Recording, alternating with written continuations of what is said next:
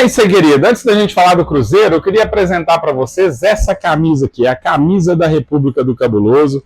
É o nosso novo manto sagrado. A partir de hoje a gente vai trabalhar sempre com essa camisa. Vamos divulgar essa marca e tem novidade. Daqui a pouquinho a gente vai colocar essa camisa à venda. Quem quiser saber mais sobre a camisa, é só acessar nosso Instagram no @República do Cabuloso. Vai lá, a gente vai postar foto, vai postar vídeo da camisa. Quem quiser é só fazer pedido que vamos entregar em casa para vocês. Vamos fazer aquela matériazinha também, tá bom? Preço baratinho, tranquilinho, quem quiser é só pedir lá. E tem mais, vamos colocar algumas metas aqui, vamos sortear essa camisa para os nossos inscritos, tanto aqui no YouTube quanto no Instagram, no TikTok, todo mundo que segue a gente nas plataformas, vamos sortear essa camisa. Uma camisa linda, República do Cabuloso, com essa marca maravilhosa, essa logo, né, que foi feita aí pelo João Pedro e o João Tadeu, os nossos parceiros aqui. Então, assim, não vamos perder essa não, viu? Quem quiser comprar vai ter disponível para venda também, e também vai ter disponível também para sorteio, vamos sortear também. Mas vamos lá, vamos falar do Cruzeiro, que importa? Enfim, gente, pergunta que não quer calar. Por que o time do Cruzeiro não engrenou? Né? Vamos lá. Então, para a gente tentar explicar um pouquinho o que aconteceu com o Cruzeiro, vamos voltar um pouquinho no passado, vamos rebobinar um pouco a fita? Então vamos lá. Primeiro a gente vai voltar lá no meio do ano passado, né, lá por volta do mês de maio, há quase um ano atrás, né, mais precisamente aí há 9, 10 meses atrás, quando o Ronaldo ele anuncia a venda da SAF para o Pedro Lourenço. Pedro Lourenço dispensa apresentações, um cruzeirense, um cara que já ajudou o Cruzeiro muito em várias situações. Ele é um cruzeirense nato, talvez aí um cruzeirense tão apaixonado quanto qualquer um de nós, né? E o Pedro Lourenço, ele realiza um sonho que era comprar a SAF do Cruzeiro. O torcedor do Cruzeiro se sente representado, se sente realizado, né? Mas vamos lá, quando o Pedro Lourenço chega, como que estava o time do Cruzeiro? O time do Cruzeiro era um time modesto, era um time que tinha pretensões modestas dentro da temporada, era um time mais de guerreiros, né? Um time de operário do que realmente um time midiático como a gente tem hoje, mas estava entregando resultado até aquele momento, né? Tínhamos um treinador que conhecia muito bem o clube, que conhecia um elenco, que é o Fernando Seabra, que vinha apresentando um trabalho até surpreendente para muitos, né? O Cruzeiro, ao comando do Seabra, ele fez um dos melhores jogos do Campeonato Brasileiro, que foi aquele jogo contra o Botafogo lá no Engenhão, onde o Cruzeiro foi lá e ganhou dos caras lá de 3-0, com o Cássio pegando tudo, aquela coisa toda. Enfim, estava indo. Chega o Pedro Lourenço. Pedro Lourenço, ele compra a SAF, de imediato ele faz algumas contratações, né? Ele traz o Cássio, ele traz o Matheus Henrique, ele traz o Wallace e traz o Caio Jorge. E ali já dá uma encorpada no time, o torcedor do Cruzeiro já começa também a ficar empolgado, já começa a ficar animado, né? Depois desses anos que a gente vinha de vacas magras, né? De jogadores de Ayrton da vida, de Machados da vida, que a gente teve aí no nosso elenco. Claro, representaram bem nossa camisa dentro do que eles puderam também, de acordo com as suas limitações técnicas, né? Mas são jogadores que nós sabemos, com todo respeito à história deles, à profissão deles, são jogadores que estão muito aquém daquilo que o torcedor do Cruzeiro quer, daquilo que o Cruzeiro está acostumado, até pela história, pela grandeza que esse escudo aqui representa no futebol, não só futebol brasileiro, mas no futebol sul-americano como um todo. Então o torcedor do Cruzeiro volta a sonhar, volta a acreditar em dias melhores, volta a acreditar, o cabuloso voltou, né? E aí começa as primeiras situações que eu já coloco aqui porque o Cruzeiro não engrenou hoje, não engrenou em 2024. Quando eu sinto que o trabalho de Seabra ele é depreciado pela nova diretoria, pelo Marcos e pelo Pedro Lourenço, né? Ou talvez por falta de nome, falta de mídia, talvez naquele momento também de motivação, o próprio Pedro Lourenço investindo no clube, né? Ele entende que o Cruzeiro precisava de um treinador com mais gabaritado para dentro das pretensões que ele tinha, né? De trazer o Gabigol, que já falava-se no Gabigol naquela oportunidade, mas acabou não vindo. O Dudu chegou a ser anunciado e depois voltou atrás, né? Mas aí teve os jogadores que vieram, ou talvez o grande nome daqueles jogadores que chegam no meio do ano é o Cássio, né? A gente vai falar um pouquinho também disso também. E o que a diretoria do Cruzeiro escolhe? Escolhe em trocar o treinador. Quando manda o Seabra embora, vem o primeiro erro. O Cruzeiro contrata o Fernando Diniz. Como que o Seabra é mandado embora, para quem se recorda, naquele jogo contra o Cuiabá. Se eu não me engano, o jogo foi em Sete Lagoas. O jogo em Sete Lagoas, contra o Cuiabá. Não, o jogo é em Brasília, contra o Cuiabá. E o Cruzeiro acaba empatando, vinha de alguns resultados ruins, mas o Seabra deixa o Cruzeiro com 35 jogos, com 17 vitórias, 10 derrotas, 5 empates, 55% de aproveitamento, deixa o Cruzeiro dentro do grupo seleto de clubes que vão disputar a Libertadores em 2025. O Cruzeiro, se eu não me engano, ele era o 7º colocado naquele momento, e o Cruzeiro estava classificado para as semifinais da Copa Sul-Americana, com um favoritismo até grande de passar para a final, de chegar à final da Copa Sul-Americana, e aí manda o cara embora, velho. Essa que é a realidade, aí manda ele embora. Aí vem o Diniz. Quando vem o Diniz, eu já estava aqui com o canal estava começando, e eu lembro que eu vim aqui para falar um pouquinho. Falei, poxa, trazer o Diniz não é um treinador que você contrata no meio de temporada. Por quê? Porque o Diniz, ele é totalmente na contramão daquilo que a gente está acostumado. Ele é um cara que ele tem um projeto dele, uma ideia de jogo que ele não abre mão e ele quer impor ela a qualquer custo. Porém, era muito difícil você fazer uma mudança. O time na semifinal da Copa Sul-Americana, o time brigando diretamente por vaga em Libertadores para o ano de 2025. Aí você demite um treinador que já tinha um grupo nas mãos, um treinador que tinha um trabalho bom, né? A gente está falando de 55% de aproveitamento, gente. O Cruzeiro não ofereceu muita coisa para o Seabra no início do campeonato, né? O time do Cruzeiro, quando começa o campeonato, era um time cotado para terminar disputando para não cair. Então, quando o Seabra faz aquele trabalho ali até surpreendente, muita gente fica meio que, pô, bacana, né, tal. E aí manda o cara embora. Por que mandou o Seabra embora? Porque ele não tinha nome. Porque se fosse um treinador renomado, com certeza ele teria mais tempo. Mas enfim, mandou ele embora, veio o Diniz vem, o Diniz acaba com o time do Cruzeiro. Quando o Fernando Diniz chega, ele mexe naquilo que estava funcionando bem, que era o esquema de jogo, a proposta de jogo do Cruzeiro, e a partir dali ele consegue destruir bons momentos de vários jogadores que ali estavam jogando bem, os jogadores começam a não render, o time do Cruzeiro não se encaixa, aquela jogadinha ali de sair na beira da área, aquela saidinha não dá certo, não resolve, e o time do Cruzeiro acaba refletindo isso em campo, né? Começa a perder jogos no Brasileiro, vai para a semifinal, classifica até para a final da Copa Sul-Americana, mas não, tinha um time tecnicamente muito melhor do que o adversário, do que o time argentino, que o Cruzeiro elimina, né, que era o Lanús, aos trancos e barrancos, empata no Mineirão, consegue uma vitória suada lá na Argentina com aquele gol do Caio Jorge lá, que talvez das contratações que o Cruzeiro trouxe no meio do ano foi o que mais se destacou no início do ano, né? E aí o Cruzeiro desanda, né?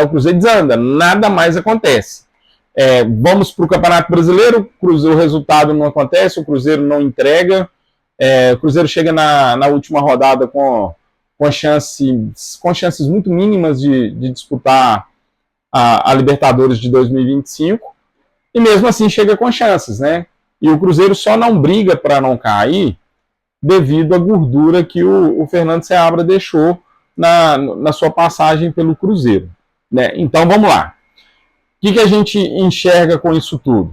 O Diniz termina o ano com 20 jogos, 4 vitórias, 9 empates e 7 derrotas, se minha memória não me falha, com 35% de aproveitamento. 35% de aproveitamento.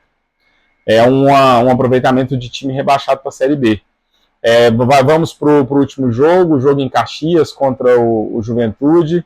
o Cruzeiro sai de BH, a imprensa mineira por inteiro já comunica que é a despedida do Diniz, que ele não fica no Cruzeiro, e ele vence o jogo, e quando ele vence o jogo, 1-0, com o gol do garoto Tevez, ele se sente grandão, cara, ele se sente grandão, ele vai para a coletiva, ele ali meio que se readmite, né, dentro do Cruzeiro, se é que tinha ali uma conversa para ele ser demitido, ele se readmite de novo naquela conversa, ele bate na mesa, ele fala mais alto do que o comando do Cruzeiro, e ele, no dia seguinte, tem uma reunião, e na reunião decide que o Diniz fica no Cruzeiro para a temporada de 2025, e ali passa para o torcedor um recado que o Cruzeiro não tem comando, que o comando do Cruzeiro era inoperante.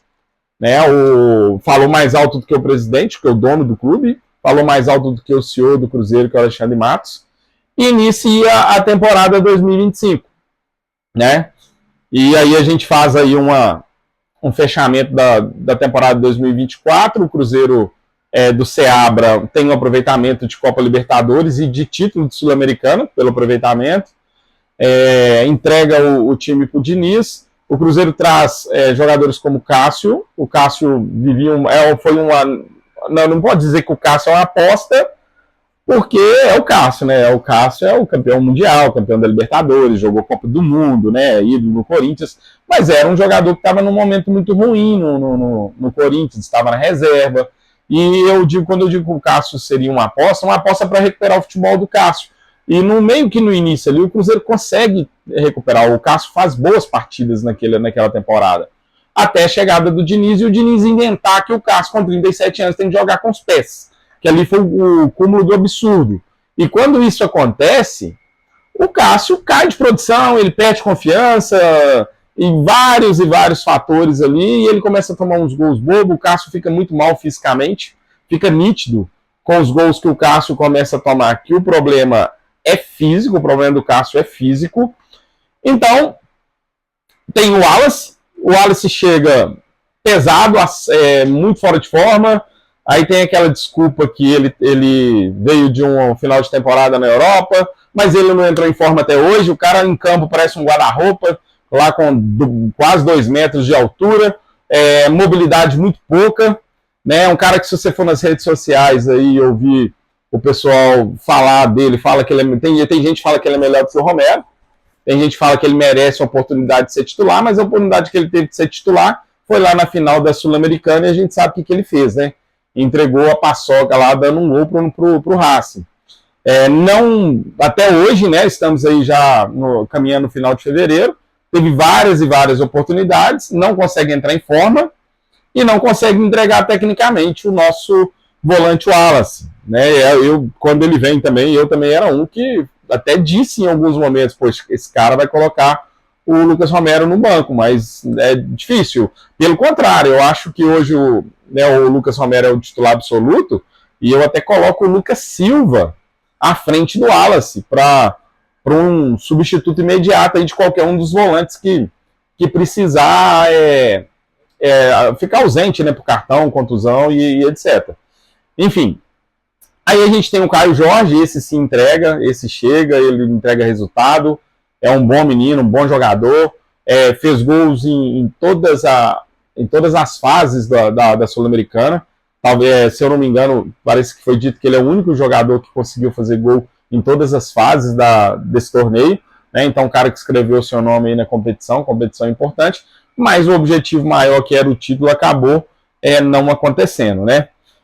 Então, assim, aí a gente começa 2025, o Cruzeiro faz boas ações de marketing já no início, aquilo renova a motivação do torcedor cruzeirense, né? Vem a chegada de grandes contratações, o Cruzeiro contrata 10 jogadores, 10, gente, isso é um time. O Cruzeiro contrata um time para a temporada de 2025, o torcedor empolga pelos nomes que vem, aí vem o Gabriel Barbosa, né, o nosso Gabigol, ele chega, ele é apresentado no momento onde foi diferente, Mineirão lá com 40 mil pessoas, né? Algumas pessoas criticaram, outras elogiaram, cara, mas na Europa faz assim, é bonita, aqui não pode, né? Foi legal pra caramba, o torcedor curtiu, o torcedor participou, O Gabriel é um grande nome, é um cara midiático, ele agrega muito também para a questão da imagem do Cruzeiro, foi uma ótima contratação. Aí vem também o Dudu também chega naquela dúvida, pô, e o Dudu sem jogar no Palmeiras, o Dudu com aquele episódio que aconteceu no meio do ano, né, quando ele fecha com o Cruzeiro e depois volta atrás, aí o torcedor ficou meio assim, mas aí a gente vê aí, com toda a frustração que a gente tem do Cruzeiro no Campeonato Mineiro, o Dudu ele entregou, o Dudu mostrou que ele veio para jogar, e isso foi muito positivo pro torcedor do Cruzeiro, ver o Dudu no Campeonato Mineiro. Se é que a gente pode tirar alguma coisa de positivo, então a gente vai tirar a atuação do Dudu dentro no campeonato. Foi uma atuação muito convincente, muito boa. Cruzeiro traz o Fabrício Bruno, um zagueiro que, na minha opinião, seria titular em qualquer time do Brasil, qualquer time do Campeonato Brasileiro. Talvez no Palmeiras ele teria dificuldade em disputar a posição, mas tirando isso seria, mas aí alguém vai falar, mas ele não era titular no Flamengo. Cara, não era titular no Flamengo por algum motivo lá com o treinador. O Luiz Felipe entendia que o perfil dele, a característica dele não atendia aquilo que ele pensava de jogo pro Flamengo, mas é um zagueiro que hoje ele é titular em qualquer time do Brasil, um zagueiro muito bom. Grande acerto, o Cruzeiro foi lá, pagou uma grana nele, 48 milhões de reais, se a minha memória não me falha. O cara chega, o Cruzeiro traz o Bolazzi, né? Bolazzi, jogador que foi um destaque lá no Criciúma, velocista, um jogador de muita entrega, chega, mostra que está com vontade também, mas eu acho que até pelo time desorganizado, a falta de comando, essas mudanças de treinador, jogador nenhum consegue adaptar. Aí não tem Gabigol, não tem Bolazzi, não tem Fabrício Bruno, Marquinhos, o Christian, o Fagner, o Rodriguinho, o Eduardo, agora recentemente o Matheus Gamarra. Não tem jogador que consegue mostrar seu melhor futebol num time desorganizado, num time sem comando, num time sem treinador.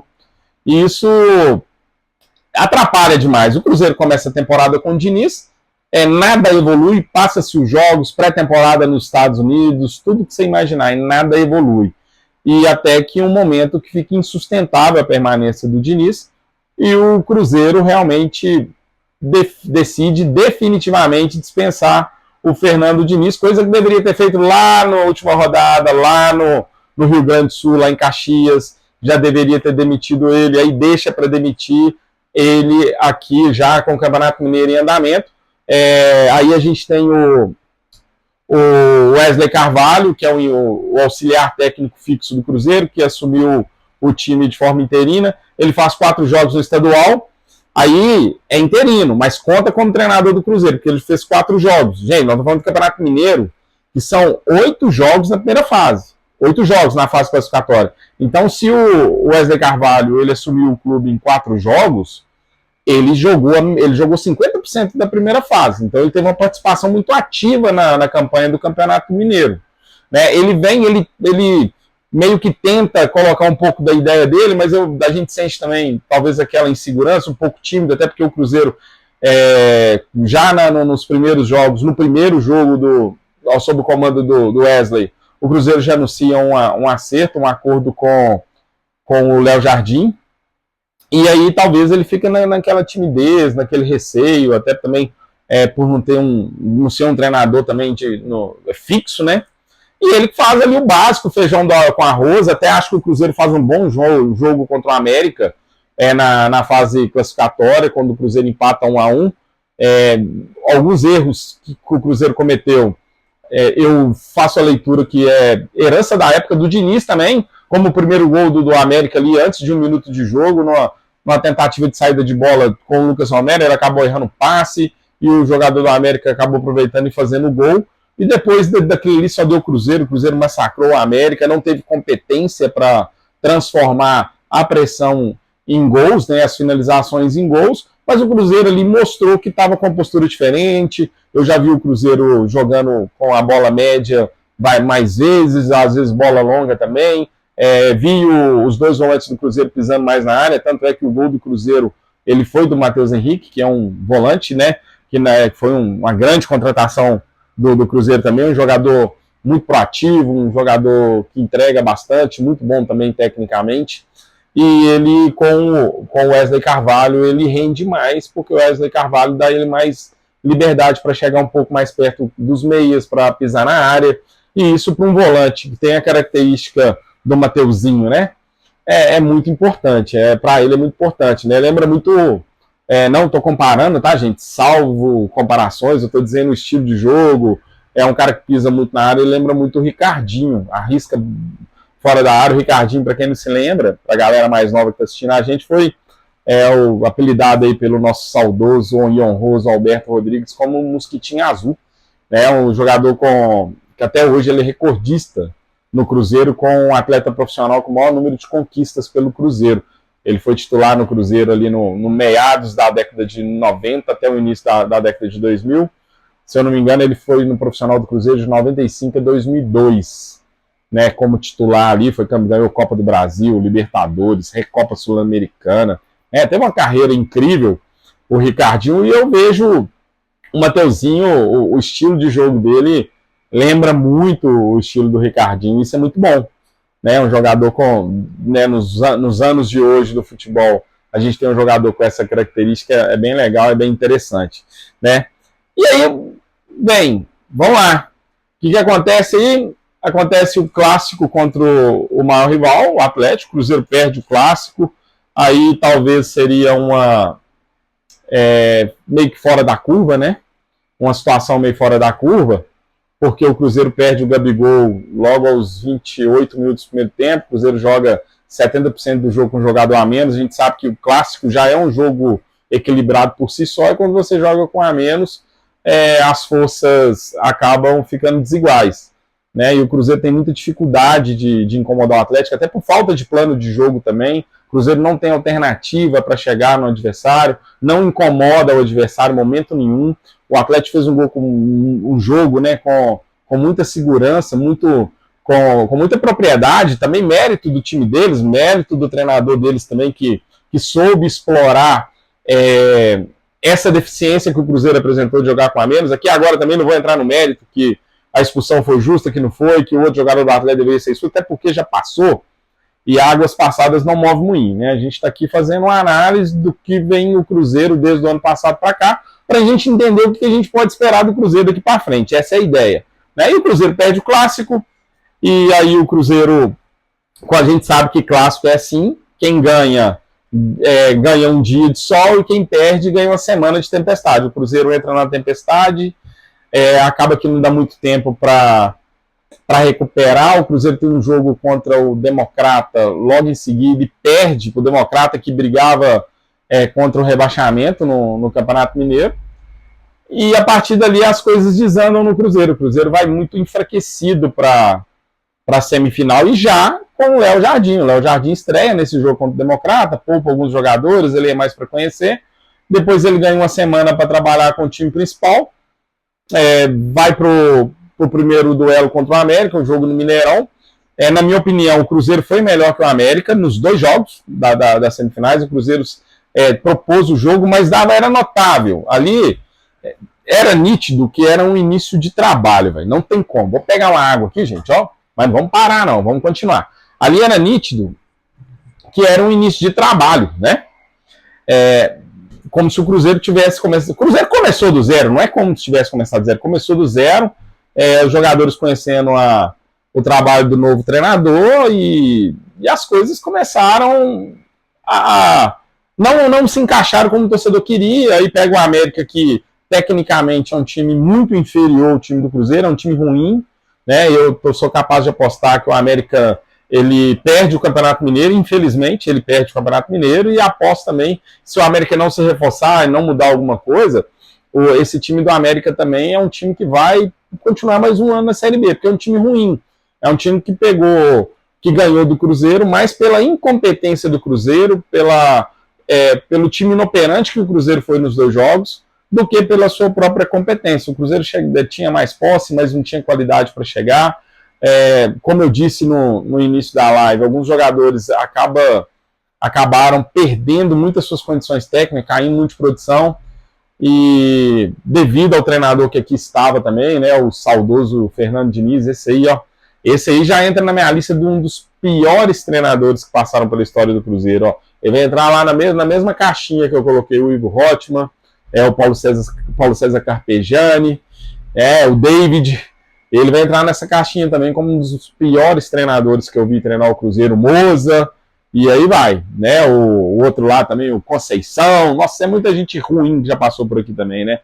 Mas enfim, né? Cruzeiro é eliminado do Campeonato Mineiro, a vida vai ter que seguir. A partir de agora, nós temos aí 30 dias praticamente para o início do Campeonato Brasileiro. O técnico do Cruzeiro ele vai ter uma pré-temporada para preparar o time, que eu estou ouvindo todo mundo dizer isso, agora ele vai ter 30 dias para preparar o time, vai ter uma pré-temporada. Só que, gente, tem um detalhe que ninguém comenta. É totalmente diferente você fazer uma pré-temporada começando do 0 ano do que você ter uma pré-temporada forçada porque você perdeu o campeonato estadual. Eu falei por algumas vezes já lá no programa no Clube da Bola, lá na Rádio 3VL, toda segunda-feira, 8 horas da noite, lá no canal do YouTube da 3VL, Clube da Bola. Acompanha a gente lá. E eu disse lá no canal que o campeonato estadual ele é assim. Ele pesa 1 grama para quem ganha e pesa 1 tonelada para quem perde. E o Cruzeiro perdeu o Campeonato Mineiro. Então a pressão de uma temporada inteira de dúvidas, de cobrança, ela vai vir em cima desses jogadores que aqui estão. Então um dos maiores desafios aí do Jardim vai ser tentar recuperar esse elenco. Vai tentar recuperar esse elenco. Recuperar a credibilidade desse time. E aí a gente vai falar em algumas situações. Primeiro, Cássio. É a oportunidade do Cássio recuperar fisicamente. O Cássio muito mal fisicamente. Eu vou citar aqui só 2 gols. O Cássio toma um gol. Vou citar 3. O Cássio toma um gol na final da Copa Sul-Americana. O Cássio toma um gol contra o Tupi, lá em Brasília, e toma o primeiro gol do Clássico por falha técnica. Falha técnica de um dos melhores goleiros da história do futebol brasileiro. Acontece, claro. Porém, foi uma falha técnica que ela só acontece quando o atleta ele não está bem fisicamente. Ele perde o time da bola. O goleiro tem muito essa questão de time, né? Ele tem o time da bola. E o Cássio ele perde o time da bola por ele não estar bem fisicamente. Por que o Cássio não está bem fisicamente? O Cássio chega no Cruzeiro em maio do ano passado, ele faz ali uma pré-temporadazinha até chegar em julho para ele poder estrear, ele vem fininho, ele vem voando. Eu creio que é aquilo que eu falei, quando começa uma pressão em cima dele, que ele tem que saber jogar com os pés, talvez ele desfoca naquilo que ele tem de melhor e começa a perder qualidade física tentando desenvolver melhor a sua qualidade técnica para jogar com os pés. É como quando você tem ali, você é gerente de uma obra gigante. Se você tem um pedreiro que é muito bom no acabamento, para que você vai tirar ele do acabamento e colocar ele para fazer hidráulica? Se ele é muito bom no acabamento, deixa ele ali. Né? Então, na minha opinião, foi uma decisão muito errada da comissão técnica da época de entender que o Cássio tem que evoluir jogando com os pés. O Cássio tem 37 anos. Né? Uma coisa é você preparar o Otávio, que tem 19 anos, que hoje é o goleiro da base do Cruzeiro, está no profissional, né? É uma opção lá hoje para o Leonardo Jardim. Preparar ele, começar a desenvolver essa técnica dele agora. Outra coisa é o goleiro com 37 anos, já está parando de jogar, que já tem sua característica definida, é um vencedor, um campeão na vida, jogando da maneira que ele vinha jogando, né? E o que eu sempre disse, o bom treinador, o ótimo treinador, é aquele que adapta o seu esquema de jogo de acordo com a característica dos jogadores e não o contrário. Né? E o Diniz é o contrário, ele quer que todo mundo se encaixa no esquema dele, né? Todo mundo, o jogador tem que adaptar naquilo que ele quer. Né? É diferente, eu vi no Cruzeiro grandes treinadores que treinaram o Cruzeiro e eu vou destacar 3 aqui que me chamaram muita atenção, que para mim, na minha opinião, tá top 3 dos melhores treinadores que eu vi no Cruzeiro. Lembrando que eu comecei a acompanhar o Cruzeiro no início da década de 90, eu nasci em 1982, então vamos colocar em 1990, 91, com 8, 9 anos, eu já começava a acompanhar, ali ouvindo a Itatiaia. Mas eu vou destacar 3 nomes. Primeiro eu vou destacar o Marcelo Oliveira, bicampeão brasileiro, um cara que está na história do Cruzeiro. É um treinador que conseguiu fazer Ricardo Goulart, Everton Ribeiro, Dagoberto, Borges, aquele quarteto ali se encaixar e o Cruzeiro fazer então, em pouco tempo, né? O time foi montado ali no Campeonato Mineiro de 2013, perde o Campeonato Mineiro daquele ano pro Atlético, mas a partir dali parece que o time jogava junto há 100 anos, né? O tanto que deu certo aquele time, e o Cruzeiro ganhou 2 campeonatos seguidos. O segundo treinador que eu vou citar é o Levi Coupe. Levi Coupe, ele treina o Cruzeiro várias vezes, ele tem 3 ou 4 passagens que eu me lembro pelo Cruzeiro, mas destaque foram 2. A primeira em 96, né, que ele faz aquele time campeão da Copa do Brasil, e um time que foi muito bem no Campeonato Brasileiro também. E depois ele volta em 98, onde infelizmente ficou marcado pelaquela campanha que o Cruzeiro chega em todas as finais e perde, né? Perde a final da Copa do Brasil, da Copa Mercosul, que na época era Mercosul, é mais ou menos como se fosse a Sul-Americana hoje, e perde também a final do Campeonato Brasileiro, que na época o Campeonato Brasileiro era um sistema diferente de hoje, né? Existia um mata-mata no final da competição, não era 100% pontos corridos igual hoje. Claro, tô falando isso pra galera mais nova que tá assistindo a gente, né? Que não lembra, era uma situação lá que o campeonato terminava uma fase e depois os melhores iam para uma espécie de mata-mata. Era assim que acontecia. O Cruzeiro chegou à final, acabou perdendo para o Corinthians, a final do Brasileiro, e a Copa do Brasil e a Mercosul, o Cruzeiro perde para o Palmeiras. Mas o Levi era um grande treinador.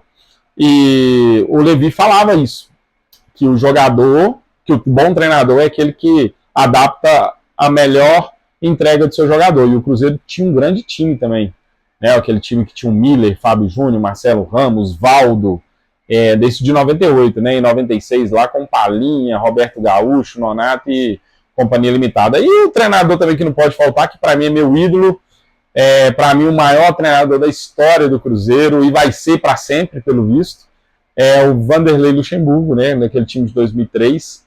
Ele monta um time para o Alex ser simplesmente o melhor jogador do mundo naquele ano. Porque aquele ano de 2003, o Alex foi o melhor jogador do mundo. O Alex só não ganhou a bola de ouro porque ele jogava no Brasil. Porque se o Alex, com a bola que ele jogou, com os números que ele entregou em 2003, se ele jogasse em qualquer time da Europa, ele tinha sido escolhido o melhor jogador do mundo. Isso só aconteceu porque o Vanderlei Luxemburgo proporcionou para ele isso, montando um esquema que privilegiasse ele. Por que eu estou dando esses exemplos? Porque agora a gente tem um treinador novo, o Léo Jardim. Léo Jardim já chegou suprindo aí uma falta que eu senti. Eu até cheguei a comentar também lá no Clube da Bola, que é de liderança. O Cruzeiro precisava de um líder, né? E esse líder, ele poderia ser um treinador ou não. Eu até cheguei a sugerir o Vanderlei Luxemburgo, não para ser treinador, mas para ser um coordenador de futebol, aquele cara que faz aquela intermediação entre o campo e a diretoria, né? Um cara para bater na mesa, para brigar com a federação e por aí vai. Mas o Leonardo Jardim, nesses primeiros dias pós-eliminação do Mineiro, ele já começou a mostrar o seu perfil de liderança. E ele tem alguns desafios. Primeiro desafio, ele tem que recuperar o Cássio, como eu já disse até aqui. Ele tem que recuperar o Lucas Romero, também que vem jogando mal, não vem jogando bem. Ele precisa recuperar a confiança do Willian e do Marlon, que chegaram a ser cogitados a sair. A galera pegou pesado com eles em relação aos pênaltis que perderam. Gente, perder pênalti faz parte do jogo. Claro que ninguém quer perder, mas perde. O cara falar que o Marlon perdeu o pênalti por querer, eu acho que isso seria uma teoria da conspiração, né? Não dá pra você entrar no coração, no cérebro do cara e saber se ele perdeu por querer. Ele bateu muito mal o pênalti, perdeu o pênalti, mas até aí dizer que ele perdeu por querer é complicado. Mas são dois jogadores que já mostraram que têm seus valores, né? Então, também uma missão do Leonardo Jardim. E aí o ponto principal, que a gente, nesse final de live aqui, a gente pode deixar de comentar, que é recuperar o Matheus Pereira. Né? O Matheus Pereira, ele não sei o que acontece, houve-se muitos dizeres e muitas fofocas, dizem que ele está insatisfeito, que ele discutiu com o Matos, que discutiu com o Pedrinho, que ele está com ciúmes porque o Gabigol veio ganhando mais que ele, que o Dudu veio ganhando mais que ele, enfim. Não vamos entrar nesse mérito, porque eu, particularmente, eu tenho uma característica minha, que eu odeio fofoca. Se não é fato, se não tem como provar, a gente não comenta. né? O que a gente sabe é que o Matheus, lá nos Estados Unidos, ele dá uma declaração polêmica depois do jogo contra o Atlético, onde ele fala que não sabe se vai ficar, não sabe se termina a temporada no Cruzeiro. Ali mostra que realmente ele não está focado 100% no Cruzeiro. Ficou nítido ali pro torcedor que ele não está focado. Dias depois, quando o Cruzeiro desembarca em BH, não lembra que o momento certo, ele fala mais uma vez a vontade de jogar na Europa, de criar o seu filho na Europa, né? Para quem não acompanha aí a vida do pessoal dos jogadores, a esposa do Matheus Pereira tá grávida, né? O Matheus Pereira vai ser pai, e ali ele entende que para ele o melhor para a família dele seria morar na Europa. Mas poxa, aí a imprensa também acaba valorizando, né? Quem não quer morar na Europa? Eu também queria morar na Europa, morar na Itália, morar em Paris, quem morar em Londres, né? Seria bom, né? Em Berlim, sei lá. Também queria, né? Mas enfim. E aí veio a proposta do Zenit da Rússia, né? Para o Matheus Pereira, que foi uma proposta muito estranha, que eu achei o desenrolar da situação foi muito estranho, porque foi uma proposta que ela é trazida a princípio pelo representante do jogador, o representante apresenta para o clube aceita, e na hora de assinar o contrato, o jogador ele volta atrás, né? E ali fica muito nítido e claro que realmente o Matheus está com algum problema no Cruzeiro, mas ele quer ficar. Ele quer ficar. Não sei se antes dele sair para assinar o contrato, se ele bateu um papo com o Leonardo Jardim. Eu não sei se foi o fato da mulher dele estar grávida e a proposta ter vindo da Rússia, né? A gente sabe lá os problemas climáticos que tem na Rússia, né? Aquela coisa toda. E ele resolve não ir, ou se ele pensa da maneira que eu comentei também em outros comentários aqui, lá na 3VL, que o futebol não é só dinheiro, né? Em todos os sentidos. O Cruzeiro não vai conseguir fazer um grande time só com dinheiro, né? Precisa montar um time. E cabe agora ao Leonardo Jardim montar esse time, pegar esse elenco valioso, esse elenco aí que tem uma folha salarial superior a 20 milhões, e transformar num time competitivo, porque se cada um desses jogadores entregarem em campo aquilo que a gente sabe que eles podem entregar, o Cruzeiro realmente vai ser um time muito forte, mas depende de muita coisa. E aí eu falo isso também para o Matheus Pereira, o futebol não é só dinheiro. De repente ele pode ir lá para a Rússia e fazer um contrato lá e resolver a situação financeira dele por várias gerações futuras, mas aí que vem a questão. E aí, ele vai ter um filho daqui a pouquinho. O que ele vai contar pro filho dele?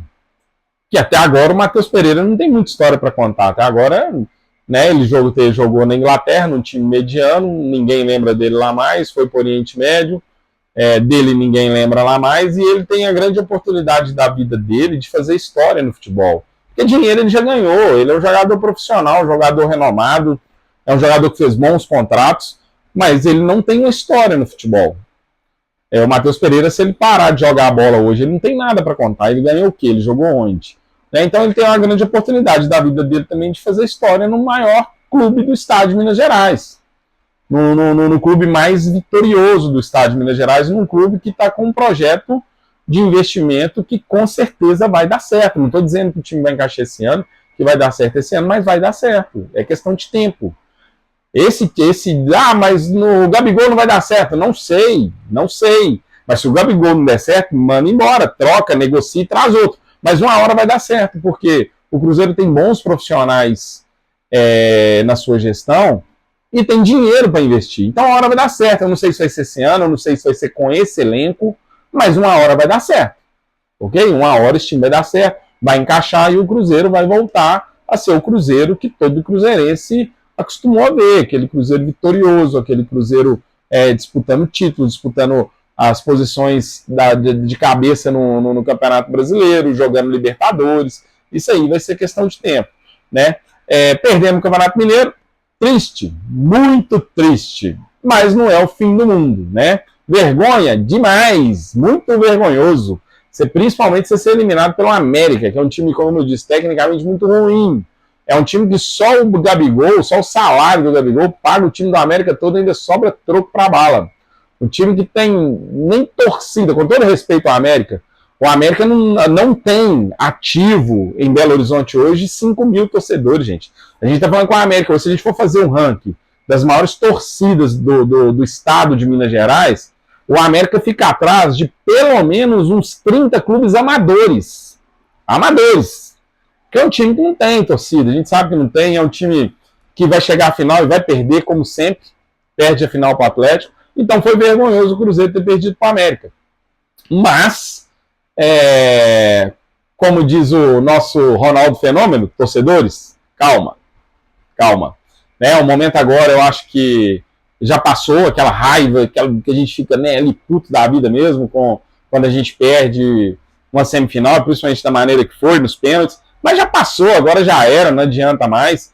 Agora a gente tem que dar força para essa galera que está aí, para esses jogadores que aqui estão, e que torcer muito para o Leonardo Jardim conseguir transformar esse elenco em um time, e esse time possa ser competitivo, e que a gente possa ter dias melhores futuramente.